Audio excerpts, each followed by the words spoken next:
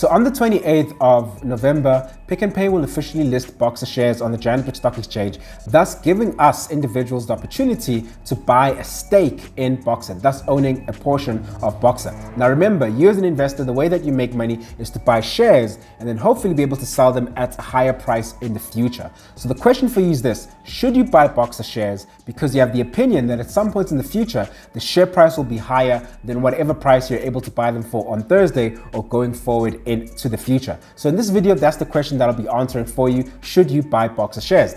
Now, the answer to this question, the straight answer is, yeah, sure. You can buy Boxer shares.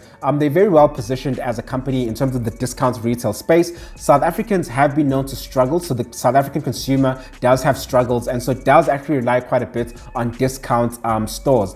But there's a lot of competition in that arena. But Boxer has been well positioned, and almost every week they're opening up a new shop, which is pretty insane. And they've planned to continue that level of growth and expand their footprint all over South Africa, meaning they definitely could be making a lot of money in the future, which can feed directly into the share price. So for those reasons, yeah, sure, buy the shares. But there is always a but in these cases. Personally, for me though, I don't like the setup that the shares are being sold under. First of all, Pick n Pay has a lot of financial struggles. They've technically been insolvent in the past. They did a rights offer where they sold more Pick n Pay shares, raised money, and were able to pay down debts to get back basically into a healthy balance sheet. But inherently, the company is still struggling because while Pick n Pay is a brand that has really had a lot of troubles, the consumer has turned away from Pick n Pay and management has really fumbled handling Pick n Pay. So now they're selling Boxer as a way to raise money. They're planning on raising between 7 to 9 billion. It's probably going to land in the 8 billion region. That's what they're expecting, and probably they'll sell the shares for a price of between 48 and 52 rands thereabouts. So they're selling Boxer because they are in financial trouble. It's like when let's say you have 3 cars and you're struggling to pay for these cars and you've got a lot of financial debts as well. You then decide, hey, I'm going to sell 2 of my cars in order to raise money so I can pay down my debts. That's what Pick n Pay is actually doing with Boxer. So I don't like the setup of how the sale is in fact actually happening, even though Boxer itself as a business is actually a very good business. The other reason I don't like the setup is this: Pick n Pay still plans on retaining a significant majority in the shares. Even though there's going to be a lockup, meaning they can't sell the shares, it's still a significant majority that they're going to own of the company, meaning indirectly Pick n Pay still has influence and control of the business, even though the business is going to be technically independent of the Pick n Pay brand. And because of that, I'm kind of a bit wary about what might actually happen in the future in relation back to Pick n Pay and Boxer. And by the way, Pick n Pay plans to retain between 50 and 60% ownership in the business, meaning they're going to have a controlling portion of the ownership of the company, and about only 40% of the shares are being sold to members of the public, making them quite a bit scarce. Actually, there's been a lot of hoo-ha about how the shares are being difficult to get placed from various brokerage companies. So that setup is not something that I actually really like. I would have preferred if Pick n Pay was selling 80% of Boxer to the public, meaning the company can be completely fully autonomous and independent of the Pick n Pay brand. That would give me a lot of confidence that Boxer can then grow and become its real own thing without being hampered down in any possible way by the Pick n Pay brand.